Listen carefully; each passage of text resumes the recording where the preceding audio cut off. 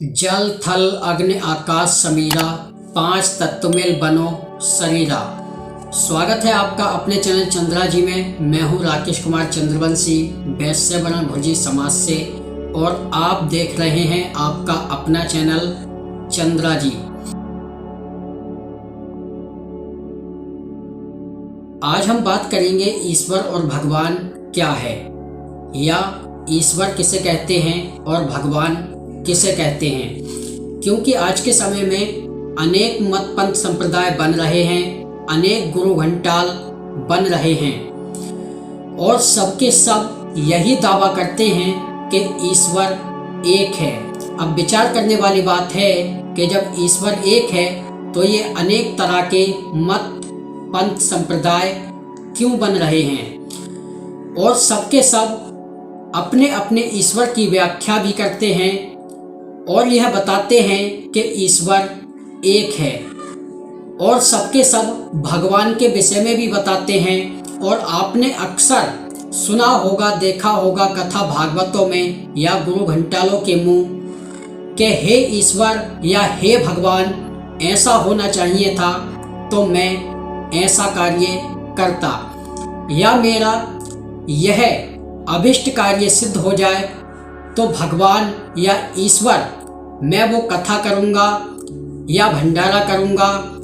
बहुत सारी बातें होती हैं और आपने देखी होंगी, और हो सकता है कि आपने भी कभी न कभी ऐसा किया हो। अनेक तरह की प्रार्थनाएं होती हैं, कोई भगवान से मांगता है, कोई ईश्वर से मांगता है, कोई भगवान का धन्यवाद करता है, कोई ईश्वर का धन्यवाद करता है, कोई ईश्वर की प्रार्थना करता है, कोई भगवान की प्रार्थना करता है।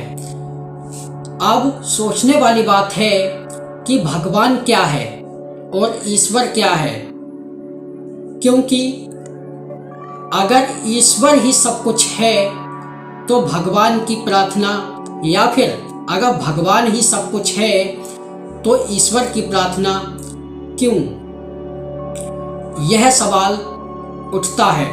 तो आज मैं आपको बताऊंगा कि ईश्वर किसे कहते हैं और भगवान किसे कहते हैं। तो मैं आपको बताना चाहता हूं कि ईश्वर किसे कहते हैं। ईश्वर वह है जिसका ना ही तो कोई आदि है और ना ही कोई अंत है, ना कभी यह जन्म लेता है और ना कभी इसकी मृत्यु होती है, क्योंकि यह बिना हाथ पैरों के, बिना कान के, ये सारे के सारे कर्म कर लेता है।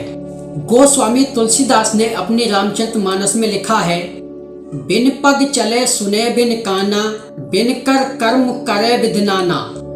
अर्थात कि वह बिना पगों के चलता है, बिना कानों के सुनता है, और वह कोई कर्म भी नहीं करता, लेकिन उसके बाद भी सारे कर्म हो जाते हैं। इसी को ईश्वर कहा जाता है, जिसका ना ही तो जन्म हुआ है और ना ही कभी मृत्यु होती है। इसी को ईश्वर कहते हैं। और ईश्वर के अनेक तरह के गुण, कर्म और स्वभाव हैं, जिसके कारण से ईश्वर के अनेक नाम बनते हैं। जैसे कि आपने देखा होगा कि चंद्र किसे कहते हैं, यह भी एक ईश्वर का नाम है, और हमने इसी नाम के ऊपर अपने चैनल का नाम चंद्रा जी रखा है, क्योंकि यह हमारा नाम नहीं है, यह कोई मत पंथ संप्रदाय नहीं है। इसीलिए हमने अपने चैनल का नाम चंद्रा जी रखा है। और अगर हम सत्यार्थ प्रकाश पुस्तक की बात करें, जो महर्षि दयानंद सरस्वती जी ने लिखी थी, तो इसमें ईश्वर के 100 नामों की व्याख्या दी गई है, जिसमें कि ईश्वर भी बताया गया है, ओंकार भी बताया गया है, ओम भी बताया गया है, और शिव आदि भी नाम बताए गए हैं। प्रत्येक गुण कर्म स्वभाव के अनुसार इसमें 100 नामों की व्याख्या दयानंद सरस्वती ने की है।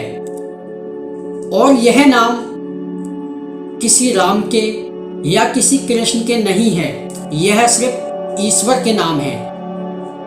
और जो ईश्वर का मुख्य नाम है, जिसे कि ओम कहते हैं, क्योंकि यह एक अलौकिक शक्ति है जो कि संपूर्ण चराचर जगत को उत्पन्न करती है। और यही वह शक्ति है जो कि संपूर्ण चराचर जगत का नाश भी कर देती है। इसका ना ही तो कोई आदि है और ना ही इसका कोई अंत है। इसी को हम ईश्वर कहते हैं। लेकिन इसका जो मुख्य नाम है वह ओम है। अब आपने सोचा होगा कि जब ओम है तो सभी लोग ओम क्यों नहीं कहते हैं। कोई ईश्वर कहता है, कोई शिव कहता है, कोई विष्णु कहता है। तो विष्णु का कार्य है सृष्टि का पालन करना, इसी से इसका नाम विष्णु पड़ा है। ब्रह्मा का गुण कर्म स्वभाव है सृष्टि की रचना करना, सृष्टि को बनाना, इसी से इसका नाम ब्रह्मा पड़ा है। ठीक इसी प्रकार से एक नाम शिव है। शिव का क्या कार्य है कि संहार करना, अर्थात कि जो भी चीज बनी है उसका अंत करना। लेकिन जो ईश्वर का मुख्य नाम है वह ओम ही है। जैसे कि आपने देखा होगा, आप अपने नाम के साथ में जोड़ करके देख सकते हैं कि जैसे मैं आपको बता दूं कि मेरा नाम राकेश है, जो कि मेरे आधार कार्ड में, पैन कार्ड में और जो भी जरूरी कागजात हैं उनमें आपको राकेश कुमार ही नाम मेरा मिलेगा। लेकिन देखते हैं तो कोई चाचा बोलता है, कोई देवर बोलता है, कोई जीजा बोलता है, इस तरह से अनेक नाम हैं। तो ठीक इसी प्रकार से ईश्वर के भी गुण कर्म स्वभाव के अनुसार प्रत्येक गुण कर्म स्वभाव का एक नाम है, जिसको कि ओम कहते हैं, जिसका कि कोई भी आकार नहीं है, निराकार है। अब मैं आपको बताता हूं कि भगवान किसे कहा जाता है।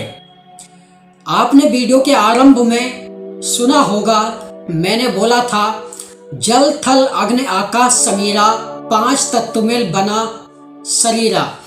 अर्थात कि ये जो सृष्टि है, ये जो हमारा शरीर है, यह पांच तत्वों से बना है। यह संपूर्ण सृष्टि पांच तत्वों के अधीन है। अगर पांच तत्वों में से एक भी तत्व कम हो जाता है तो इस सृष्टि का, इस हमारे शरीर का नाश हो जाएगा। जिसमें आप देख सकते हैं कि भगवान, अगर हम भगवान को पांच शब्दों में विभाजित कर दें, जैसे भा, गा, बा और ना, तो इसमें अगर हम देखें तो पांच अक्षर आते हैं भगवान। तो भा से भूमि, गा से गगन, बा से वायु, आ से अग्नि और ना से नीर। अगर इनमें से एक भी तत्व कम हो जाए तो सृष्टि का या हमारे शरीर का नाश हो जाएगा। हम इस संसार को, हम इस सृष्टि को छोड़कर चले जाएंगे, जिसको कि कहा जाता है कि मृत्यु हो गई, कि अंत हो गया। तो इसी को भगवान कहा जाता है। ये जो पांच तत्व हैं, जल थल अग्नि आकाश और समीर, इन्हीं को भगवान बोला जाता है। और इन पांच तत्वों से ही मिलकर मनुष्य का निर्माण हुआ है। इसीलिए चाहे श्री कृष्ण हो, चाहे राम हो, ऋषि हो, ब्राह्मण हो, इन्हें भी भगवान बोला जाता है। जैसे आपने सुना होगा श्री राम भगवान, श्री कृष्ण भगवान, तो ये इन 5 तत्वों से बने थे जिससे कि हम तुम भी बने हैं, तो इसीलिए उन्हें भगवान बोला जाता है। अब कुछ लोग सोच रहे होंगे जब वह भगवान है तो हम कौन है, हम भी तो भगवान हैं। बात आपकी सही है कि आप भी भगवान हैं। श्री कृष्ण की पूजा होती है, श्री राम की पूजा होती है, फिर हमारी पूजा क्यों नहीं होती? यह विचार भी आपके मन मस्तिष्क में आ सकता है। तो यहाँ पे मैं आपको बताना चाहता हूँ कि श्री कृष्ण या श्री राम की पूजा नहीं होती है, उनके चरित्र की पूजा होती है। जैसे कि कहा जाता है ना कि राज्य हो तो राम जैसा। राम राज्य ही क्यों बोला जाता है? कंस का राज्य या रावण का राज्य क्यों नहीं बोला जाता है? तो वह इसीलिए बोला जाता है क्योंकि उनके उत्तम आदर्श थे, मर्यादा पुरुषोत्तम थे। इसीलिए बोला जाता है कि राज्य हो तो श्री राम जैसा, और कोई कारण नहीं है। उन्हें ईश्वर या भगवान समझकर उनकी पूजा नहीं की जाती है, पूजा उनके चरित्र की होती है। आज के समय में आपने देखा होगा कि रामा रामा हरे हरे और दारू पियो पड़े पड़े। यह कलयुग है। कलयुग में बहुत से कर्म हो रहे हैं। कोई तंबाकू खा रहा है, कोई बीड़ी सिगरेट तंबाकू गुटखा खैनी, या आज के समय में तो वो एक इंजेक्शन आ गया है, इंजेक्शन लगाया काम चालू। तो वह बात आपकी जो ठीक है कि हम भी भगवान हैं, लेकिन हमारी पूजा क्यों नहीं होती है? हमारी पूजा इसलिए नहीं होती है क्योंकि हम अपने चरित्र को नहीं बनाते हैं। तो अब कोई ये मत कहना कि हम भी भगवान हैं और हमारी भी पूजा होनी चाहिए। कम से कम अपने चरित्र को बनाएं। जो श्री राम ने कर्म किए वह आप भी करना शुरू करें, क्योंकि आज के समय में हम जो है एक दूसरे की होड़ करते हैं। कहते हैं कि खरबूजे को देखकर खरबूजा रंग बदलता है। पड़ोसी का असर पड़ोसी पर जरूर आता है, क्योंकि आज के समय में देखम देखी चल रही है कि सब धन फैशन में लुटा दियो भारतवासी भैया। अरे भाई, जब किसी की होड़ करनी है, जब किसी की बराबरी करनी है, तो हम जो है श्री राम या श्री कृष्ण की बराबरी क्यों नहीं करते? या सुभाष चंद्र बोस, वीर शिवाजी इत्यादि जो हमारे महापुरुष हैं, परशुराम है, श्री कृष्ण है, ऋषि हैं, ब्राह्मण हैं, इनकी हम बराबरी करने की कोशिश क्यों नहीं करते? हम ये क्यों नहीं करते कि हम भी जो है श्री राम के जैसे बने? हम ये क्यों नहीं करते कि हम भी जो है श्री कृष्ण के जैसे बने, ज्ञानवान बने, बुद्धिमान बने, आदर्श बने? हम यह नहीं करते हैं, और हम यह कोशिश करते हैं कि हमारी पूजा होनी चाहिए। गुरु घंटाल नए नए तर्क, नए नए तथ्य और नए नए प्रमाण, चाहे वह धर्म ग्रंथों में मिले या ना मिले, अपने आप को भगवान घोषित करने में लगे हुए हैं। कोई गीता का श्लोक उठा लेता है, कोई वेद का कोई क्या मंत्र उठा लेता है। उनने के देखो कि कबीर के विषय में जो यहाँ पर जो लिखा है, कबीर ही भगवान है। बात करेंगे अभी इस विषय पर आगे चल के। आगे आने वाली जो वीडियोज हैं, आगे आने वाली वीडियो में यही बताएंगे कि कबीर किसे कहते हैं, कवि क्या है। शब्दों के अर्थ को तोड़ मरोड़ कर जो चाहे वह जो बता दिया कि हम भगवान हैं, हमारी जो पूजा करो, हमसे बढ़कर कोई है ही नहीं। तो आज और अभी के लिए इतना ही। जल्द मिलेंगे आपसे अगली वीडियो में। तब तक के लिए आप सभी को जय श्री राम, जय श्री कृष्ण।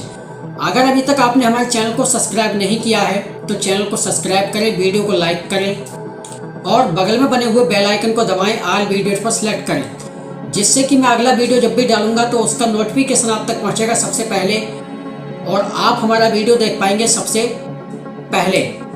और अगर आपको जानकारी अच्छी लगी हो या आपके मन में किसी भी तरह की कोई भी विचार या कोई शंका हो तो कमेंट के रूप में हमें ज़रूर बताएं। अगर मेरे मुख से कोई ऐसा शब्द निकल गया हो जिससे कि आपको ठेस पहुंची हो तो उसके लिए मैं क्षमा प्रार्थी हूँ। और एक बार सभी जने मेरे साथ मिलकर बोले, बोलो सत्य सनातन वैदिक धर्म की जय।